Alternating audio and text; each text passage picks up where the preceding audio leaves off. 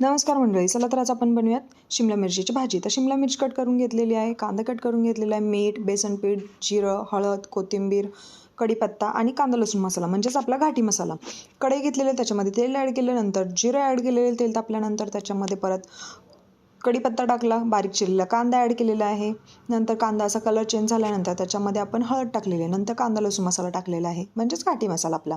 नंतर त्याच्यामध्ये शिमला मिरच बारीक चिरलेली टाकून घेतलेली आहे. नंतर व्यवस्थित असं हलवून घ्यायचं. नंतर चवीपुरतं मीठ ॲड करायचं त्याच्यामध्ये, त्याच्यावर झाकण ठेवून द्यायचं आणि थोडंसं पाणी ठेवायचं त्याच्यावरती. भाजीमध्ये आपण बिलकुल पाणी टाकलेलं नाही आहे, वाफेवरतीच ही भाजी होऊन जाते, त्यामुळे पाणी टाकण्याची काही गरज नाही आहे. तर व्यवस्थित अशी भाजी शिजलेली आपली. आता आपण याच्यामध्ये बेसन पीठ ॲड करणार आहोत थोडंसं. बेसन पीठ टाकून केलेली शिमला मिर्च पण अतिशय सुंदर लागते. तुम्ही नक्कीच ट्राय करून बघा. आणि याच्यामध्ये कोथिंबीर टाकलेली आहे. थोडंसं 2 मिनटासाठी परत याच्यावरती झाकण ठेवून द्यायचं आहे. आणि झाकण ठेवून दिलेलं आहे आणि काढून बघितलं तर आपली भाजी रेडी आहे. तर अशी भाजी नक्की ट्राय करा. रेसिपी आवडली तर लाईक, शेअर आणि सबस्क्राईब.